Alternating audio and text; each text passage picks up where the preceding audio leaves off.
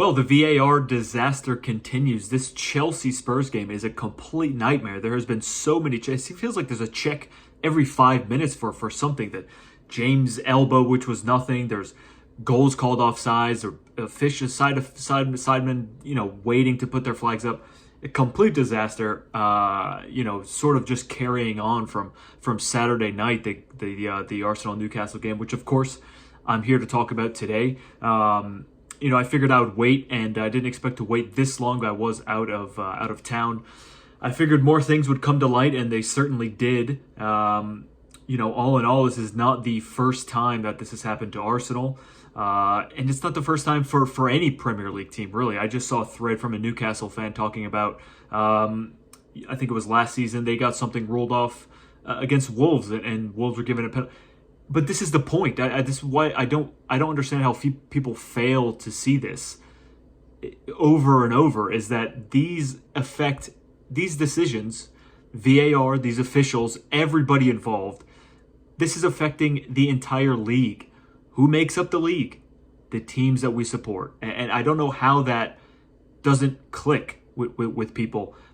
It could have started last year with Arsenal Brentford, where they forgot to draw the lines. It could have started before that.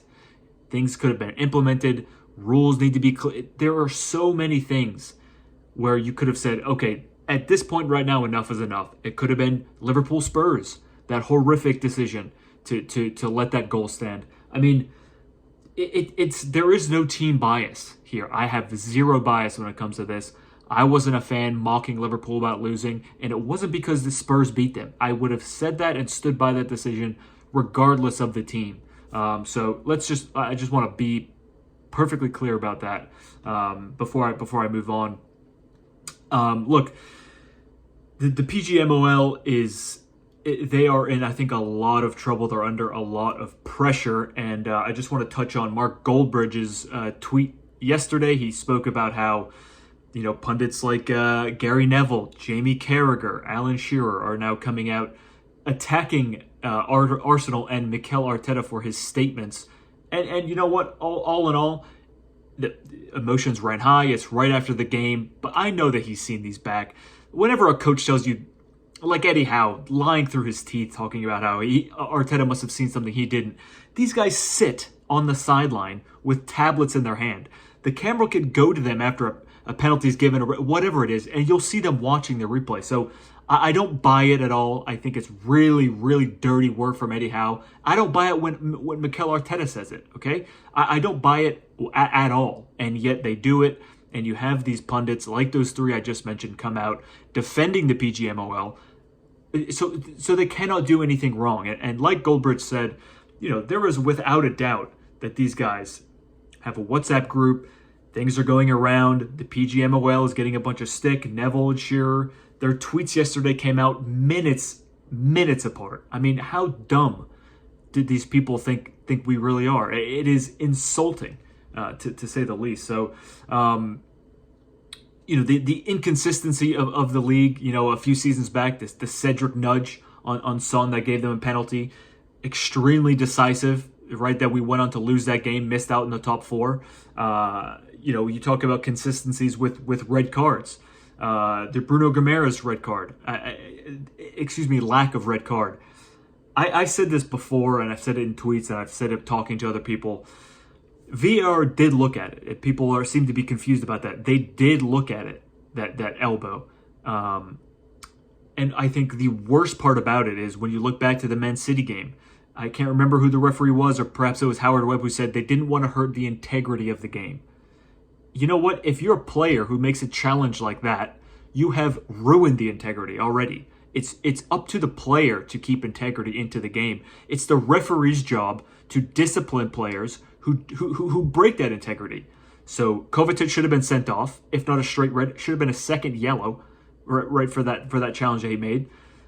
And Bruno Guimaraes should have been sent off. I don't understand how it's even a question. It was as clear as day. You saw him do that, kind of a similar to Udogi's challenge just now, which I don't think is a red card because there was no contact there, similar to the Havertz one, which I'll get in just a second. It is a blatant blatant red card. You see him flying in, right? Studs up 2 feet, not even doesn't come near the player. And that's how bad of a challenge it is. Nowhere near the ball, gets up and almost starts galloping towards Jorginho. And I touched on this speaking to somebody, and I think I had a tweet about it. In the NHL, I don't know if anyone here watches the NHL. You can fight, you can hit. It's a huge, amazing contact sport, hockey. But they have very few rules like rugby. And there's a rule in NHL, it's called charging, where you can't, ramp up speed and single out a player just to hit them, whether they have the puck or not. It's called charging. It's a penalty. This is exactly what Bruno G did. He comes sprinting after Jorginho. I have no idea why. It wasn't even Jorginho that walked by him, that dribbled past him in the first place with that embarrassing tackle. So he had it out for Jorginho. I don't know why. If I had to guess, I would put it down to Eddie Howe and his team plan. Lascelles goes on, the captain of Newcastle goes on to say Jorginho was, I'm glad we beat them. He didn't shake my hand. I mean, it's like these mind games. I don't know what is going on. Talk about integrity. Eddie Howe has lost any respect I had for him. I was all full of praise last season about the amazing job that he did. And that remains. He did an amazing job getting them qualified for the Champions League last season. But now they are doubling down in their tactics to play like this. It's really, really sick to see. Because now Newcastle is a club that is actually fighting for something. They're not, it's different than battling for relegation. They're not a mid-table club. They're not hovering around 12th place, 15th place. This is a team that has a lot to lose now. They're in the Champions League. They want to get the Champions League again. You're talking about a team that knows that they can go on to fight for trophies. So they are getting more and more desperate to stay there. And I think that game on Saturday really sums up just how they want to play against a very good Arsenal team. I'm sort of going off script here, but 4 out of 4 of I won't touch on this too much because everyone's been talking about it nonstop since Saturday. I've been doing it myself. But Newcastle got 4 out of 4 VAR checks. In fact, 3 because they didn't look at the handball, excuse me. 4 out of 4 benefit of the doubt.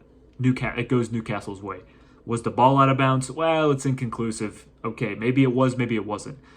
The foul on Gabriel was so blatantly obvious. People talking about the referees are paid off. That is too flattering. To say that they're paid off and to ignore that, it's too flattering, and frankly, it's too easy to blame that. This is incompetence. And frankly, it's people, these referees who just simply cannot handle it. And you know what? It is a difficult job. It is a very difficult job. But let me tell you something. There are jobs on this earth where the worst thing you can do is put onions in someone's sandwich who didn't want onions. And then you have jobs like being a referee in the Premier League where the worst thing you can do is completely alter a game and perhaps a team's entire season because you are incompetent, you got something wrong, you refuse to draw the lines. I mean, I don't know what else to say. I mean, it goes on and on. You can go on and on and on. There's a bias. Sure, there's a bias. Ruining the integrity of the game, going back to that. And that's just one example. I've given a lot of Arsenal examples. Obviously, I watch a lot of football. Arsenal is obviously the team I support. So if it sounds like I'm biased because I'm only bringing up these examples, you should know I am genuinely on the side of correct decisions. If it's Spurs, it doesn't matter. That's what matters. Truth and integrity matters.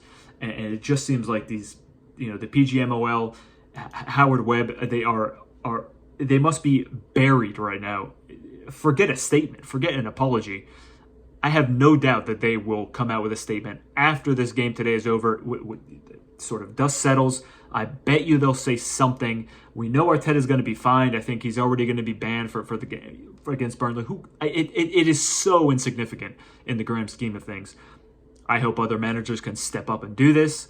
The quotes that Arteta gave after the Liverpool Spurs game have been completely taken out of context and completely ignored, which is what you expect from these sort of, quote unquote big name Twitter accounts and these fake journalists who really just want to spam laughing emojis and say, let's all do this, let's all laugh at this.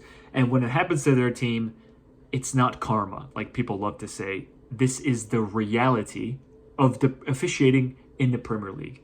And it's as simple as that. It's in a complete shambles right now. VAR. It's not VAR. It's the referees. It's the officials.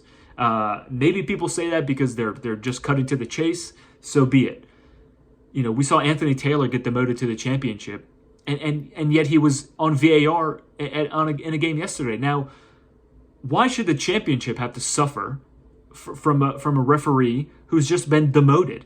I mean, the rules are the same, are they not? Do championship sides not deserve the top referees? I mean, if you are you should be, you know, paid on leave or something like that. But something needs to change overall. I don't know what it is, but I think I've given some pretty good points here today. Of course, you can let me know what you think. Look, let's just end it there because, again, like I said, I've been doing this, talking to friends, talking to other people, you know, tweets I've sent out I have never been so frustrated after a game. The Brentford game, forgetting to draw the lines, seriously, it doesn't even come close to the frustration from Saturday's game. And I think a lot of it has to do with the way Newcastle fans have reacted. I don't expect the Premier League to not post things about a victory. And, you know, you're talking about people who are just doing their job behind this, you know, have quotas to meet, all this stuff. So it's completely irrelevant, in my opinion. People need to do their jobs, which, funny enough, is basically the subject of this entire video. So, look, I'll end it there. Thank you very much for watching. If you've made it this far, I do really appreciate it. Please let me know your comments. If you have any or your thoughts, you can always let me know on Twitter down below. So again, thanks very much for watching. I will see you when I see you.